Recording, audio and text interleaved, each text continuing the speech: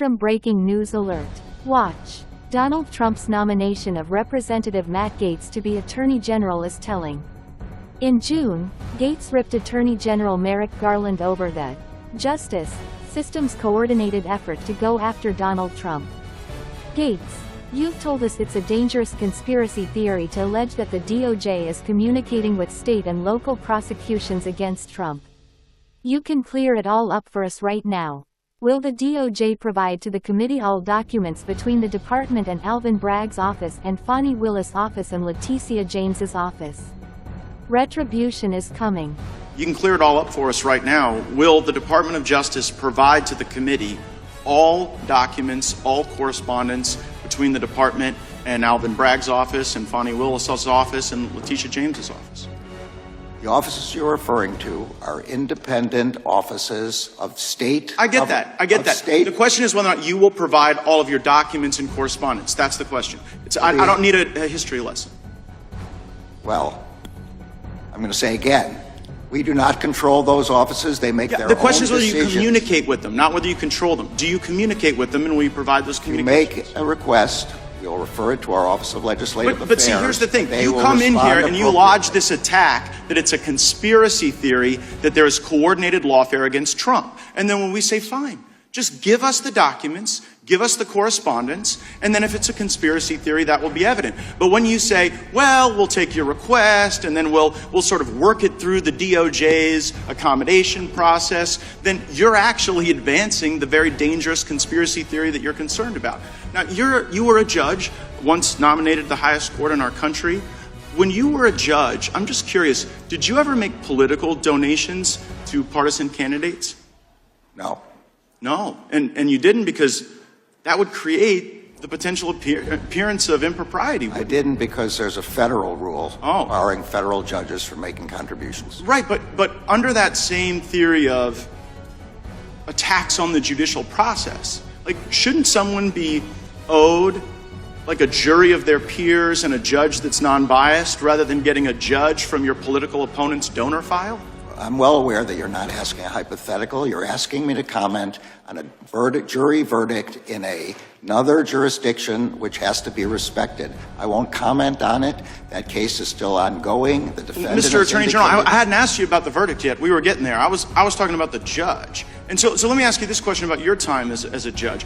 Was there ever a time when you were a judge when you had a family member who was personally profiting off of the notoriety of a case that was before your court? I'm going to say again, it's very clear you're asking me to comment on a case in another jurisdiction. No, wait, hold on, Mr. Attorney General. Did you ever have a family member profit off of the notoriety of any case that you sat over? Say again, you're asking yes or no? You're asking me to comment on a case currently. Well, it seems you're connecting the dots, Mr. Attorney General. I'm just asking you as to a general principle, but you are aware that Judge Merchan's daughter was profiting off of this prosecution. You are aware that that creates the appearance of impropriety. You know the very reason there's a federal rule against judges giving donations is because it is the very attack on the judicial process that we're concerned about. I'm sorry, I don't agree with anything you just said, but I'm not going to comment on it. Okay, so you won't comment on it, Mr. Attorney General, but you had no problem dispatching Matthew Colangelo. Who's Matthew Colangelo? That is false. I did not dispatch Matthew Colangelo. Matthew Colangelo became the Assistant Attorney General at the very beginning of the Biden administration.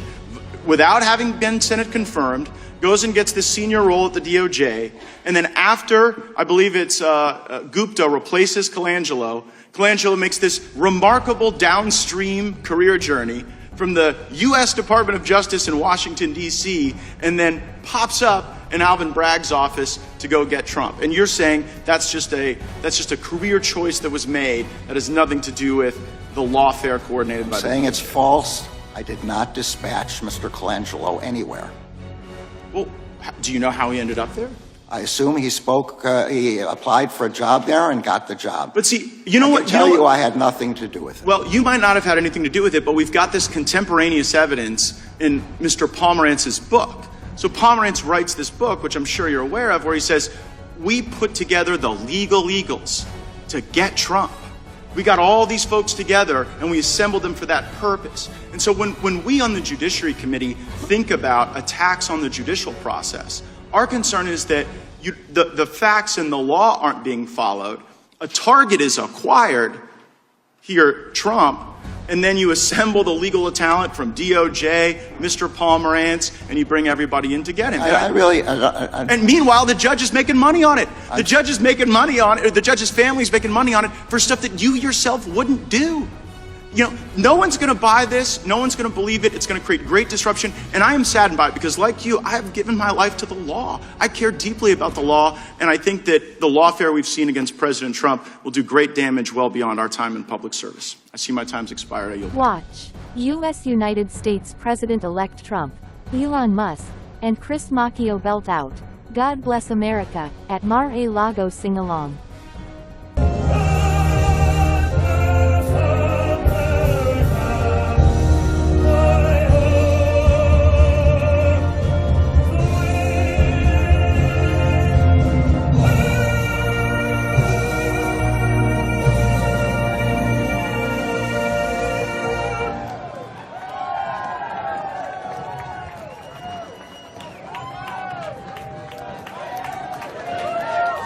Watch. Matt Gaetz has resigned from Congress, catching Speaker Johnson by surprise after Trump nominated Gaetz to be the next Attorney General.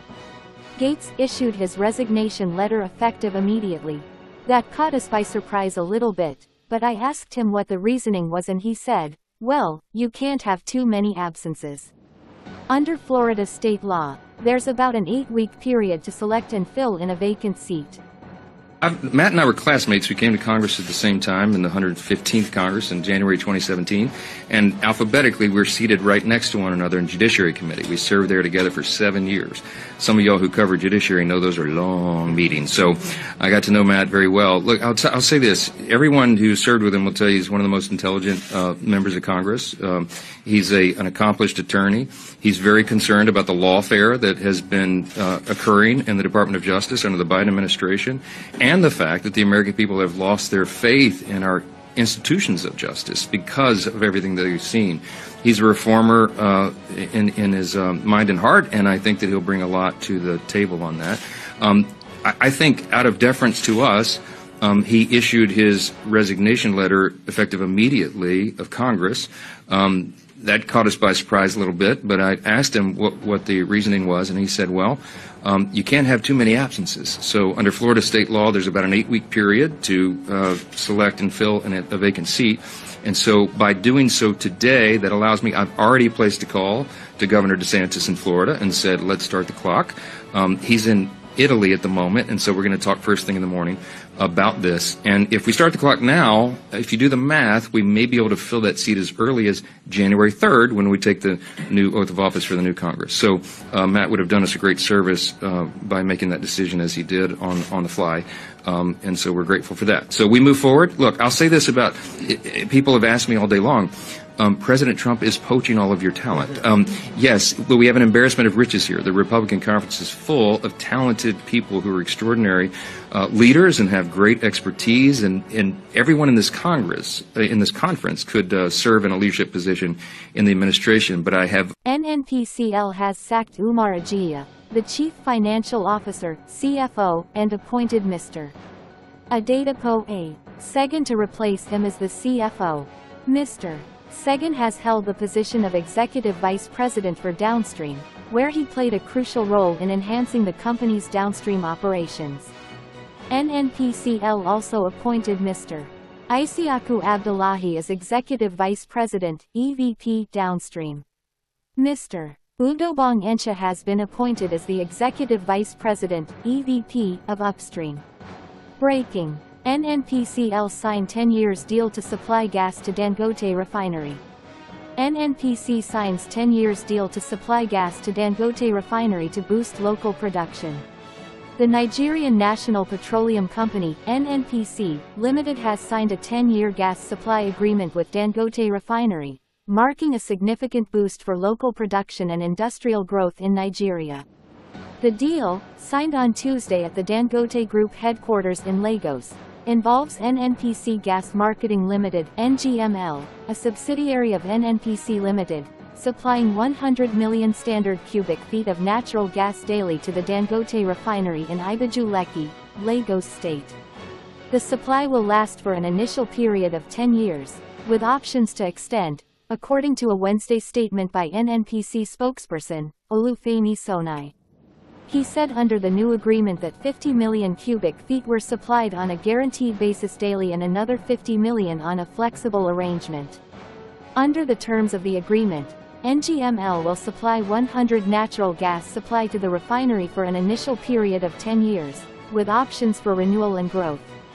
This collaboration is a significant step toward ensuring the operational success of the Dangote refinery and enhancing Nigeria's domestic gas utilization. NNPC Limited, through NGML, its gas marketing subsidiary, continues to lead efforts in promoting the use of domestic gas to support industries and businesses nationwide.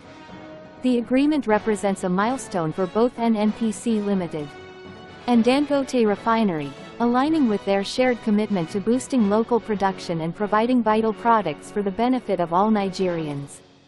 This partnership aligns with our goal to make Nigeria a leader in gas utilization. It's not just about business, it's about powering industries and driving economic growth, he added. NNPC said the deal is in line with President Bola Ahmed Tinubu's vision to utilize Nigeria's gas resources for industrial growth and economic development. Moreover, Sonai mentioned that the partnership reflects NNPC's commitment to using gas to support industries, create jobs, and strengthen the economy.